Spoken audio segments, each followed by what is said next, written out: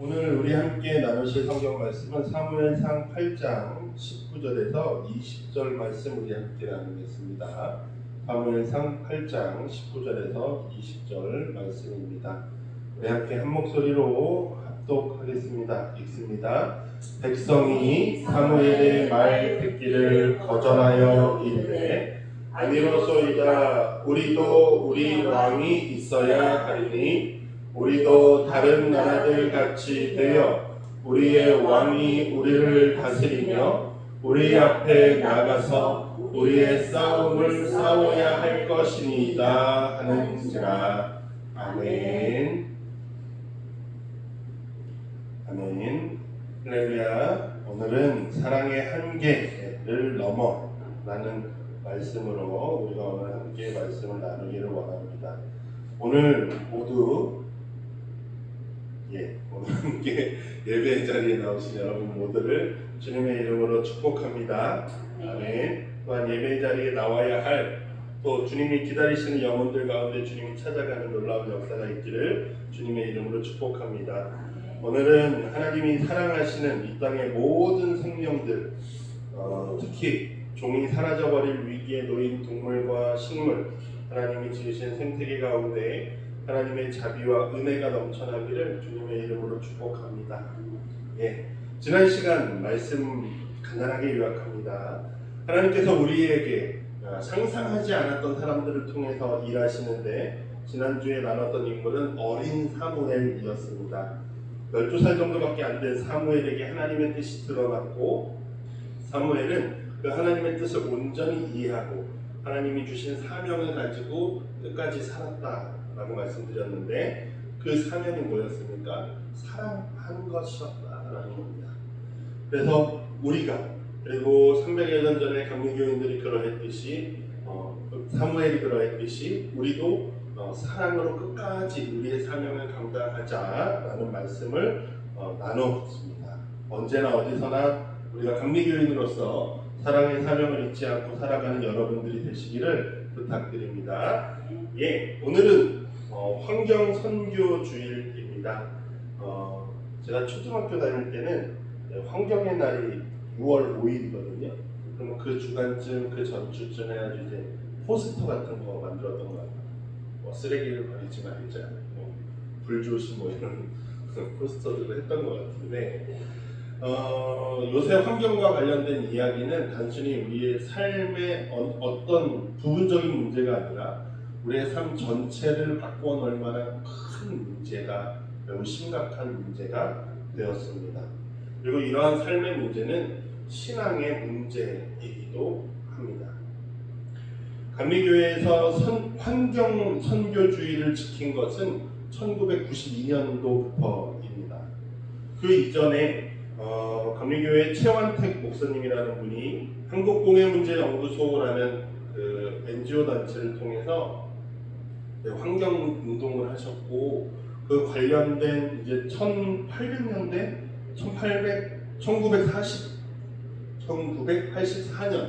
6월 첫 주를 환경주일로 지키자라고 운동을 시작하셨어요. 6월 5일이 그 세계 환경의 날이니까 첫 번째 주일에 우리가 환경을 위한 예배를 지키자라고 했었습니다. 이게 이제 이 운동이 시작되고 난 이후에 1992년에 NCCK에서 그거를 받아들였고요. 그래서 NCCK에 가입되어 있던 교단들, 장로교회, 기장, 그리고 감리교회, 성공회 그런 기타 교단들이 다 같이 환경주의를 6월 첫 주에 지키자라고 해서 이제 시작이 되었는데 감리교회는 6월 첫 주가 평신도 주일이 이미 지키고 있었어요. 그래서 둘째 주로 환경주의를 지키기 시작했습니다. 이 환경주의는 감리교인들에게 있어서 매우 중요한 날이기도 합니다. 왜냐하면 감리교 교리와 정정에는 사회신경이라는 것이 있습니다. 1930년대에 교리적 선언과 함께 발표되었던 그리고 1997년도에 개정되었는데 사회신경은 감리교인들이 준수해야 하는 사회생활의 신앙적 규범이다라고 그렇게 교리와 정정에 이렇게 명시되어 있어요. 우리가 꼭 이런 삶을 지키며 살아가자라는 선언이거든요. 11가지 정도 됩니다. 11가지. 근데 그 중에서 첫 번째가 뭐냐면 하나님의 창조와 생태계의 보존이라는 항목으로 해서 첫 번째 선언은 우리는 하나님의 명하심을 따라 우주 만물을 책임있게 보존하고 생태계의 위기를 극복해야 하는 사명이 있다라고 그 첫 번째 선언이 감리교인들의 생활 규범에 있어서 첫 번째 선언이 창조 세계를 보존하는 일입니다. 창조 세계에 우리가 관심을 가지고 행동해야 하는 것이 우리의 삶의 첫 번째 선언인데 환경 문제를 넘어서 이제 기후 위기라고 표현될 정도로 매우 심각한 지경에 와 있는데요. 우리는 종종 그 문제에 대해서 쉽게 잘 인식하지 않고 있습니다. 교회 안에서 죄의 문제, 구원의 문제는 우리가 그렇지, 맞아 하면서 매우 강조하는데 우리의 삶의 성화의 문제에 있어서 환경의 문제는 생각보다 교회가 멀리 있는 것처럼 느껴요. 그러나 우리는 기억해야 할 것이 감리교회는 꼭 첫 번째로 이 문제에 대해서 고민해야 한다라는 사실입니다. 오늘 설교의 방향이긴 한데 저는 이 환경에 대한 문제가 우리의 죄의 문제와 연결되어진다라고 말씀드리고 싶습니다. 환경을 파괴하게 되는 하나님의 창조 세계를 우리가 오용하고 남용하게 되는 그 원인이 어디에 있을까요? 저는 오늘 본문 말씀을 통해서 비교 그리고 그에 따라오는 욕심과 경쟁이 있다라고 생각합니다. 말씀으로 한번 볼까요? 지난주에 이어서 사무엘상의 말씀인데요. 지난주 설교 때 언급드렸던 그 내용이에요. 왕을 세우는 이야기. 8장에 보시면 이스라엘 백성들이 왕을 요구합니다. 근데 하나님께서 그 말씀에 대해서 뭐라고 표현하셨냐면 그들이 왕을 구하는 것은 누구를 거절해요? 나를 거절. 그러니까 하나님을 거절하는 것이다 라고 말씀하시거든요. 사무엘상 8장 7절에 여호와께서 사무엘에게 이르시되 백성이 너에게 한 말을 다 들어라. 그러니까 왕을 달라고 한 걸 들어줘라 라고 하는 거예요. 이는 그들이 너를 버림이 아니요 누구를 버려요? 나를 버렸다라고 하나님이 표현하십니다. 자기들의 왕이 되지 못하게 하기 위함이다. 하나님께서 그들의 왕이셨는데 그들이 더 이상 나를 왕의 자리에 놓지 않으려고 한다는 거예요. 하나님이 그 백성들을 애굽에서부터 이끌어내시고 광야길 가운데에 그리고 가나안 땅에 들어와서 살기까지 그들의 왕이 되어주시고 그들보다 먼저 나가서 싸우시고 그들을 책임져 주셨던 분인데 가나안 땅에 들어온 그들이 이제는 뭐 하려고 해요? 그 하나님이 나의 왕이 아니면 좋겠다라는 얘기예요. 그래서 8절에 그 이야기가 나오죠. 애굽에서 인도하여 낸 날부터 오늘까지 그들이 모든 행사로 나를 버렸다라고 말하는데요. 다른 신들을 섬긴같이 너한테도 그렇게 하는구나 라고 말씀하시는 거예요. 제가 지난주에 말씀드렸다시피 사사였던 사무엘에게 왕을 세워달라는 말은 너를 이제 더 이상 신뢰하지 않는다는 말과 같잖아요. 그래서 하나님께서 이렇게 왕을 줘라 라고 너 속상해하지 마. 그들이 너를 버린 게 아니라 나를 버린 거야. 그러니까 그냥 왕을 줘. 내가 그냥 내버려 둘게 라고 말씀하셔요. 여러분 꼭 기억하셔야 되는 게 하나님이 내버려 두심이라는 것은 하나님의 다른 심판의 방법이라는 것. 꼭 기억하셔야 됩니다. 내 삶이 평안해요. 내가 죄를 짓고 살아가는 것 같은데 내 맘대로 살아가는 것 같은데도 삶이 평안하다? 그거는 좋은 일이야? 잘 고민해 보셔야 되는 중요한 문제입니다. 주제로 돌아가서 그들에게 왕을 주라고 하나님이 말씀하십니다. 왕을 주라고 말씀하시면서 경고를 하셔요. 이 경고의 말을 너가 백성들에게 들려줘 라고 말씀하시면서 왕이 세워지면 그가 군대를 만들 거다. 그리고 그 군대에서 너희의 아들들이 차출당해서 그 왕을 위해서 싸워주게 될 것이다 라는 이야기를 하십니다. 그리고 두 번째는 왕의 너희의 아들들을 신하로 삼을 거고 왕을 위해서 그들이 일하게끔 만들 거야. 노역을 하게끔 만들 거다 라고 말씀하십니다. 또 세 번째는 너희의 것들을 빼앗아서 왕이 자신들의 신하들에게 나누어 줄 것이다 라고 말합니다. 여러분, 이 세 가지를 좀 간단하게 한마디로 요약하면, 왕이 세워지면 너희는 다시 노예가 될 것이다 라는 말이에요. 하나님께서 이스라엘 백성들을 애굽에서 끌어내실 때 그들이 무엇이 되었죠? 자유인이 되었습니다. 자유인. 더 이상 노예의 삶을 하나님이, 너희는 이제 노예의 삶은 끝났어 라고 말씀하셨어요.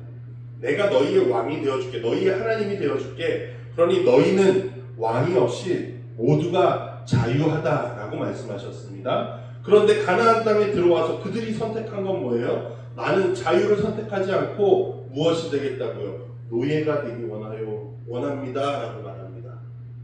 노예가 되기 원한대요. 왜 그들이 노예가 되기를 원했을까요? 무엇이 그들을 노예로 만드는가라는 거예요. 무엇이? 이것이 중요합니다. 20절 오늘 읽었던 본문을 보시면 이럽니다. 우리도 다른 나라들 같이 되어서 우리의 왕이 우리를 다스리고 우리 앞에 나가서 우리의 싸움을 싸워야 할 것입니다 라고 말하거든요. 이스라엘 백성들이 원하는 것은 분명합니다. 왕이 자신들을 대신해서 먼저 나가서 싸우기를 원한다는 거예요. 그리고 그 결과가 뭐예요? 다른 나라들과 같이 되는 것입니다. 다른 나라들. 여기서 다른 나라들은 가나안 땅에 있던 다른 도시 국가들은 다 누가 있었어요? 왕이 있었습니다. 왕. 그리고 그 왕을 통해서 일관된 체계가 있었고 일관된 강력한 군대가 있었습니다. 이렇게 편성되어지고 훈련되어진 군대, 상비군이 있었던 거예요. 상비군. 근데 당시에 이스라엘은 상비군 체제가 아니라 문제가 생기면 모여라 그러면 다 같이 모여서 군대에 참여하는 거였거든요. 전쟁에 참여하는 거였는데 왕이 있는 국가들은 왕을 위한 군대가 늘 상주에 있는 거예요. 늘 훈련하고 늘 싸울 준비가 되어 있는 사람들. 그러니 그들처럼 우리가 되기 원합니다 라고 이야기합니다. 근데 그것이 뭐라는 거예요? 누구처럼 되기 원한다고요? 그들처럼. 다르게 표현하면 이스라엘 백성들이 주변 국가들을 보면서 자신들과 뭐 하기 시작합니까? 비교하기 시작한다는 거예요. 그러면서 그들의 마음 안에 뭐가 생깁니까? 아, 부럽다. 우리도 저랬으면 좋겠다라는 욕심이 들어옵니다. 그리고 그 욕심은 뭘 하게끔 합니까? 싸우게끔 합니다. 전쟁을 하게끔 하자라는 거예요. 그래서 우리가 저 땅을 차지하자라는 겁니다. 하나님께서 가나안 땅에 그들을 데리고 오시면서 인도하시면서 전쟁을 하였던 목적과는 전혀 다른 목적이에요. 이 전쟁은. 하나님께서 인도하셨던 전쟁은 너희의 살 땅, 어떤 땅, 자유인으로서 하나님의 기업을 누리고 살 땅을 차지하기 위한 싸움이었습니다. 그런데 지금 이들이 말하는 이 전쟁은 우리도 저들처럼 되고 싶다는 거예요. 저들처럼 된다는 건 우리도 힘을 갖고 싶다는 거예요. 우리도 누군가 위에 군림하고 싶다는 욕심이에요. 그런데 중요한 것은 그것입니다. 그들이 되려고 하는 그 모습, 저들과 같이 되고 싶어요 라고 하는 그 모습이 하나님이 원하시는, 그들을 통해서 얻기 원하셨던, 보기 원하셨던 모습이냐라는 거예요. 하나님이 그들을 세우실 때, 가나안 땅으로 불러오셨을 때 그들이 그렇게 살아가기를 원하셨느냐라는 것입니다. 여러분, 하나님께서 천지를 창조하실 때 하나님은 천지를 선하게 창조하셨습니다. 예, 하나님의 창조는 선한 창조예요. 요즘에 창조론에 관해서 이제 교계 안에서 여러 가지 막 복잡한 말들이 많은데, 중요한 사실은 처음 하나님이 창조하셨을 때 모든 것은 하나님이 보시기에 좋았다라고 표현하셔요. 여섯째 날 사람까지 다 지으시고 난 이후에는 보시기에 심히 좋았다라고 표현해요. 더 크게 강조하셔서 좋았다라고 말씀하시거든요. 그런데 그렇던 좋았던 처음 사람은 하나님이 주신 하나님의 형상을 갖춘 존재였어요. 그리고 하나님은 그 하나님의 형상을 갖춘 존재에게 무엇을 원하셨냐면 이 창조 세계를, 피조 세계를, 하나님의 동산을 잘 다스리길 원하셨습니다. 그래서 창세기 1장 28절에 하나님이 그들에게 이렇게 요청하시는 거예요. 그들에게 복을 주시면서 하나님이 그들에게 말씀하시는 거죠. 생육하고 번성하고 땅에 충만하라. 땅을 정복하고 바다와의 물고기와 하늘의 새와 땅에 움직이는 모든 생물을 다스려라 라고 말씀하셨습니다.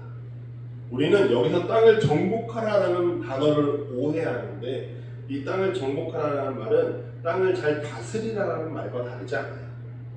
근데 우리말 표현으로 정복 조금 오역하는 감이 있죠. 네, 여러분 생각해 보세요. 아무것도 없던 세상에 하나님이 창조 세계 창조하셔서 모든 피조 세계를 만드셨어요. 그리고 인간에게, 하나님의 형상이 있는 인간에게 권한을 주십니다. 다스려라. 그러면 그 인간은 다스리는 게 뭐지?를 누구를 통해 배울 수 있죠? 누구를 통해 배울 수 있습니까? 예, 창조 세계를 다스리시던 분이 누구예요? 하나님이시잖아요. 지으신 분이 하나님이시고, 그러면 하나님이 하셨던 방식을 보면서 생각하면서, 아, 하나님이 이렇게 다스리셨으니 우리도, 나도 이렇게 다스려야겠구나 라고 해야 되거든요. 하나님이 그걸 원하셨어요. 그런데 사람은요, 하나님처럼 다스리려고 하지 않고 누가 되려고 했어요? 하나님이 되려고 했어요. 예, 사람이 하나님처럼 돼야 되는데, 하나님처럼 다스려야 되는데, 내가 하나님의 위치에 올라서고 싶었습니다. 그것이 인간이 가지고 있는 죄, 원죄라고 표현할 수 있습니다. 누구와 비교해요? 나와 하나님을 비교하면서 내가 하나님처럼 돼야지라고 하는 욕심을 내기 시작해요. 그것이 인간의 죄죠. 그래서 하나님의 말씀을 불순종하고 선악과를 먹게 되어집니다. 여러분, 하나님이 사람에게 주신 고유함이 있습니다. 모든 피조물에게는 하나님이 각각의 고유함을 주셨어요. 각기 종류대로 창조하셨다라고 표현되어 있거든요. 창세기에. 그 말은 하나님이 각 종마다, 각 생명마다 하나님이 원하시는 뜻이 있다는 거예요. 그리고 사람에게도 이 땅을 잘 다스리기 위한 그러한 뜻을 하나님이 그 사람 안에 주셨는데, 그 사람은 무엇을 선택합니까? 하나님의 뜻을 이루는 것이 아니라 내 뜻을 이루기 위해, 내 욕심을 이루기 위한 선택으로 선악과를 먹었다는 사실이에요. 하나님이 기뻐하시는 방식이 아니라 내가 하나님이 된 것과 같이 느껴지는 그 선악과를 먹는 원죄가 모든 인간 안에 있는 그 욕심의 죄입니다. 특히나 오늘 본문에서 이스라엘 백성들도 그런 죄에 빠지는 거예요. 우리가 누구처럼 되고 싶어요? 저 힘이 강한 이들처럼, 저 세상의 도시들처럼, 저 국가들처럼 우리도 강한 자가 되고 싶습니다. 죄의 방식으로 살아가는 사람들의 모습을 부러워하고, 우리도 죄의 방식으로 살아가서 어쨌거나 우리 잘 살면 되는 거 아니냐라고 말하는 겁니다. 내가 주인이 되려고 합니다. 그래서 그 방식은 내가 내 삶의 주인이 되는 거예요. 내가 내 삶의 왕이 되는 겁니다. 사무엘상 앞에 사사기와 룻기, 사사기에서 가장 핵심적인 주제 중에 하나가 왕이 누구냐라는 주제거든요. 이스라엘 백성들은 사무엘상 그 시절이 지나와서도 늘 말하는 겁니다. 하나님이 아니라 내가 왕이 되면 좋겠어요. 우리 안에 있는 죄성은요, 이래서 자꾸만 이렇게 내가 왕이 되는 방식을 향해 살아가려고 합니다. 하나님이 지으신 이 세계를 고민하는 것이 아니라, 나와 이 세계의 관계를 고민하는 것이 아니라, 내 안에 매몰되어서 내가 하고 싶은 대로, 내가 원하는 대로 살려고 합니다. 내 삶의 왕이 되려고 하고요, 나만을 위한 삶으로 죄가 우리를 자꾸만 유혹해요. 그래서 우리가 넘어가면 죄의 유혹에 빠지면 어떻게 됩니까? 누군가를 짓누르려고 하고 누군가를 강제하려고 하고요. 누군가를 늘 우위에 서서 내가 그들을 컨트롤하고 싶어요. 빗나간 권력을 사용하고 싶어합니다. 그리고 그것이 결국에 누군가에게 지옥을 만드는 일이 됩니다. 그 지옥에는 고통과 울부짖음이 가득하고요. 그 울부짖음을 하나님이 들으신다라고 말씀하셔요. 산업화 사회를 지나오면서 우리는요, 인간은 우리가 가진 권력을 다른 인간한테 사용하는 것뿐만이 아니라 하나님의 창조 세계 모든 곳에 그 권력을 내 마음대로 사용하기 시작합니다. 그 결과가 뭐죠? 지구의 온도가 1.4도나 올랐어요. 산업화 시대면 웨슬리 목사님 시대라도 한 300년밖에 되지 않습니다. 지구의 긴 역사 가운데 300년 만에 온도가 1.4도가 올랐다는 거예요. 우리는 별로 대수롭게 생각하지 않죠. 1.4도라는 온도가. 그런데 2도가 되면 반드시 지구는 멸종하게 될 거예요. 그러니까 지구가 망하진 않습니다, 여러분. 인간이 없어지겠죠. 네, 그게 문제예요. 여러분 생각해 보십시오. 내 체온이 36.5도인데 1도만 오르면 몇 도입니까? 37.5도예요. 37.5도만 돼도 열이 어지럽다 하는 게 우리입니다.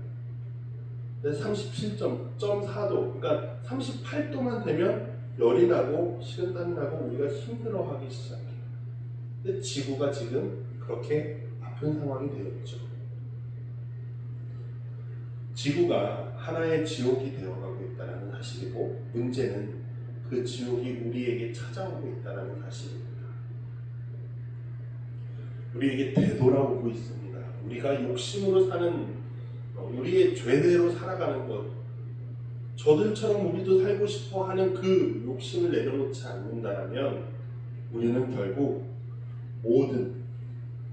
모두가 지옥을 경험하게 되어질 거라는 사실입니다.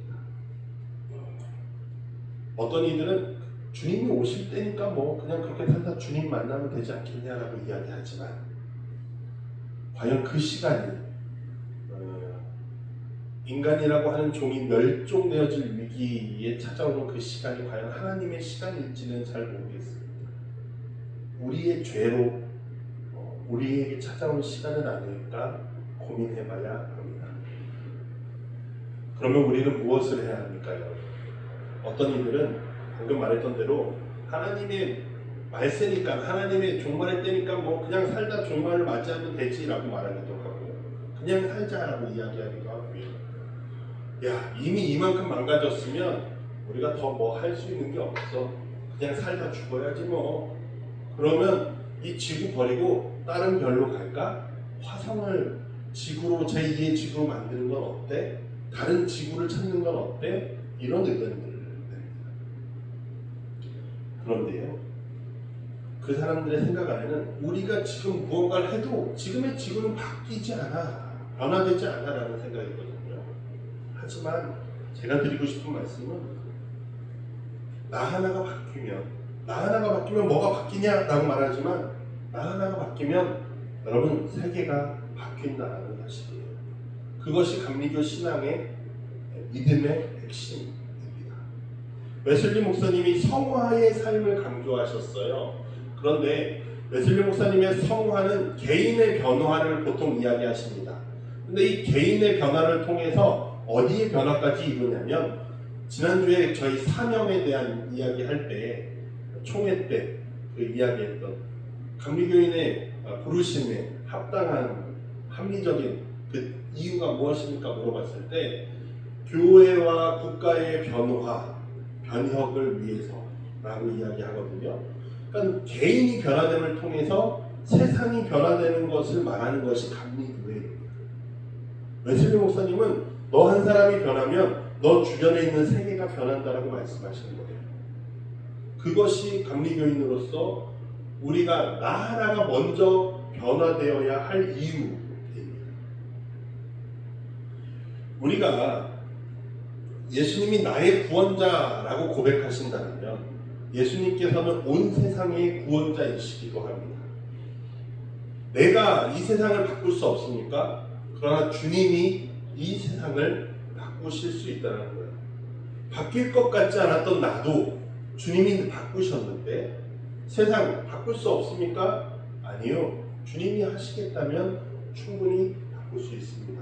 그리고 중요한 것은 그 바꾸는 것에 있어서 주님께서는 주님의 그 제자들을 계속해서 부르고 계시고 보내고 계시다라는 사실이에요. 우리가 하나님 교회라고 이름하는 교회로 존재하는 것은 여러분 한 사람 한 사람이 이 땅을 바꾸는 씨앗이기 때문에 하나님 교회라는 이름으로 존재하는 것입니다. 사랑하는 성도 여러분, 우리의 사명이 무엇이죠? 지난주에 나눴었는데 우리의 사명이 무엇입니까? 사랑하는 것입니다. 하나님을 사랑하고 이웃을 사랑하는 것인데 이웃의 경계를 어디까지 두어야 할 것인가에 대한 고민을 하셔야 돼요. 누가복음 10장에 보시면 선한 사마리아인의 비유가 나옵니다. 율법교사가 나와서 이제 예수님께 물어봤을 때 예수님이 이제 사마리아 사람이 강도 만난 사람을 도와주고 이제 이렇게 치료해주고 여관으로 데려다가 보살펴달라라고 이야기했다. 그러면 누가 강도 만난 자의 이웃이냐라고 물어보셨을 때 율법교사는 자비를 베푼 자입니다라고 대답합니다. 사마리아인이라고 대답하지 않죠. 자비를 베푼 자입니다라고 이야기하고요.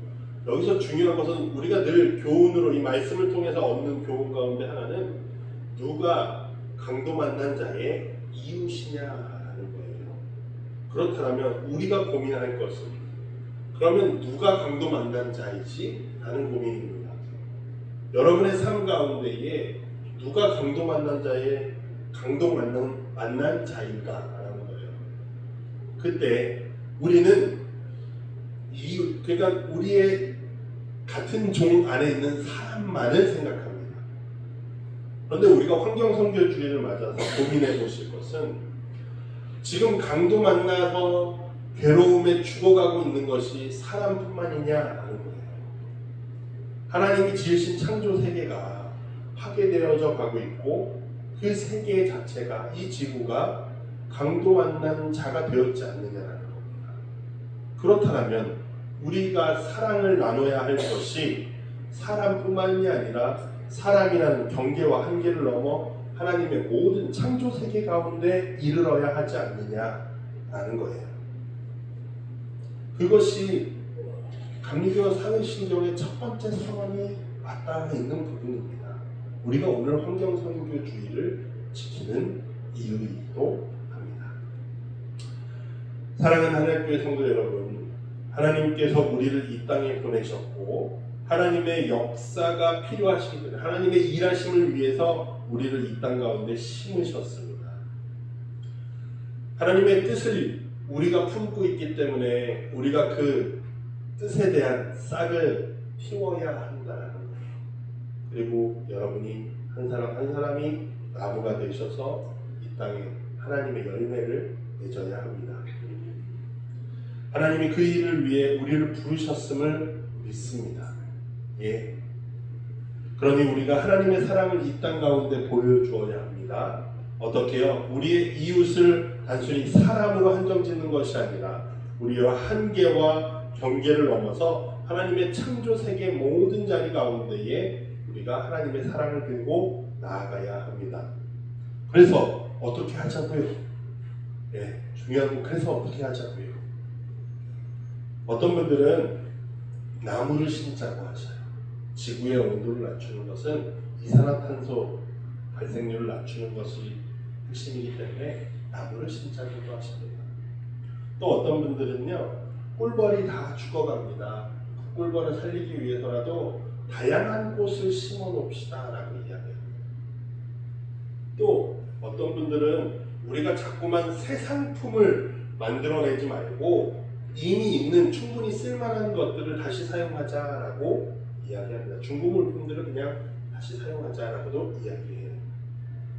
또 어떤 분들은 직접적으로 이 기후 위기를 알리는 캠페인들을 우리가 행동들을 합시다라고도 이야기합니다. 또 어떤 교회는요, 재생에너지를 사용하기 위해서 교회 천장에 태양열 발전기를 설치하고 교회에서 사용되는 전기의 대부분을 요 발전된 걸 태양열 에너지로 다 사용하자 해서 진행하고 있는 교회들도 있습니다. 또 어떤 교회들은 주보를 종이로 하지 않고 어차피 컴퓨터 파일로 만드니 그냥 핸드폰으로 보십시다라고 전자주보를 만들기도 합니다. 또 어떤 교회들은요, 교회 냉방기를 최소한으로 가동하고 옷을 최대한 가볍게 입고 오십시오라고 이야기해요. 그래서 교역자들도 이 정장 위에를 벗고 넥타이도 다 풀고 카라티 정도 입는 걸로 그렇게 여름에는 그렇게 보내는 교회들도 있습니다. 우리가 최대한 절약하고 아끼자라는 이야기예요. 누구를 위해서요? 지구를 위해서 그렇게 하자라는 거예요. 그것이 뭐 하는 거다? 사랑하는 행동이라는 겁니다. 사랑하는 성도 여러분, 우리는 어떤 일을 해야 할까요? 우리가 할 수 있는 방법은 무엇일지 우리가 고민해보고 중요한 것은 행동해야 한다라는 사실입니다. 제가 생각할 때 가장 좋은 행동은 절제입니다. 절제. 욕심의 반대는 절제가 적당한 것 같아요. 포기가 아니라 절제하는 것. 여러분, 코로나를 우리가 맞으면서 20년부터 한 2년에서 3년 정도 비행기도 잘 다니지 않고 또 사람들이 관광지에도 가지 않고 그랬더니 지구에 어떤 변화가 일어났습니까? 생태계가 회복되는 모습들이 보여지더라고요. 우리가 절제함을 통해서 우리가 참는 것들을 통해서 욕심을 내려놓는 것들을 통해서 우리는 굉장히 많은 것들을 할 수 있다라는 사실입니다. 사랑하는 성도 여러분, 오늘 설교의 결론을 가장 잘 담고 있는 기사의 일부를 인용하면서 설교를 마치려고 합니다. 제가 설교를 다 써놓고 친구 목사님 설교문을 이렇게 쭉 보다가 페이스북 같은 데 조금 올려놓거든요. 쭉 보다가 이분 말이 좋다 해서 찾아봤는데 제가 설교를 우리가 사랑해야 합니다라고 우리뿐만이 아니라 온 창조세계를 사랑해야 합니다라고 말하고 나서 기사를 찾아봤는데 이미 그런 이야기를 하시는 분들이 있었습니다. 제가 새로운 말씀을 드리는 것이 아닙니다. 근데 이분은 기독교인은 아닙니다. 사티시 쿠마르라고 하는 인도의 녹색의 성자라고 불리는 환경운동의 성자라고 불리는 분입니다. 사티시 쿠마르라는 분이고요. 한겨레 신문에서 이제 줌으로 이제 인터뷰했던 내용 중에 이 기자가 질문했던 게 이겁니다. 어떤 생태환경학자는 지구가 회복할 수 없다라고, 더 이상 우리가 무언가를 할 수 없다라고 말하는데 당신은 어떻게 생각하시나요? 라고 물어봤어요. 그랬더니 이분이 이렇게 대답합니다. 사람은 지구를 사랑할 수 있을 뿐입니다 라고 말해요. 우리는 지구를 구하는 것에 대해 걱정할 필요가 없습니다. 지구를 사랑하는 것에 대해서만 걱정해야 합니다. 구하는 것이 아닙니다. 내가 어떻게 지구를 구할 수 있겠어요? 지구가 훨씬 크고 강력하고 위험이 있고 훨씬 더 에너지가 넘치는데요. 그러니까 우리는 세상을 구하는 것에 대해 생각할 필요가 없고 우리는 세상을 사랑하는 것에 대해서 생각해야 합니다라고 이야기하더라고요. 예, 여러분, 우리가 할 수 있는 것은 하나님의 뜻을 따라서 이 땅을 구해야 합니다. 이런 당위적인 문제 당연히 말할 수 있습니다. 그런데 더 중요한 것은 하나님이 구하실 거예요. 하나님이 회복시키실 겁니다. 우리는 뭐 해야 합니까? 그 이전에 사랑해야 한다. 내 땅을, 내가 살아가고 있는 이 발 딛고 있는 지구를 사랑하는 것이 우리의 신앙의 첫 걸음이고 감리교인으로서의 첫 번째 생활 규범입니다. 사랑하는 성도 여러분, 그러니 이 땅을, 온 세상을, 하나님의 창조 세계를 사랑하는 여러분이 되어 주시기를 간절히 부탁드립니다. 그리고 주님께서 그럴 수 있도록 여러분과 함께 하시기를 주님의 이름으로 축복합니다. 기도하기. 하나님, 우리에게 주신 그 사명을 이 땅 가운데에 온전히 행하는 우리 되게 하여 주시옵소서. 우리가 끝까지 사랑하는데 하나님이 지으신 모든 생명들을 사랑하는 우리가 되게 하여 주시옵소서. 우리가 우리의 욕심을 가지고 사랑하여서 인간을 위한 사랑만 하는 것이 아니라 하나님이 지으신 모든 생명들을 사랑하고 보듬고 돌보는 우리들 되게 하여 주시옵소서.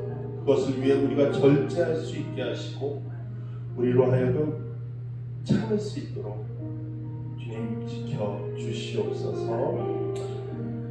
우리가 이 말씀을 가지고 한 주간을 살아갈 때에도 우리의 삶의 풍파에 말씀이 잊혀지는 것이 아니라 언제나 말씀이 남아서 우리의 삶을 바꾸는 주님의 능력이 나타나게 하여 주시옵소서.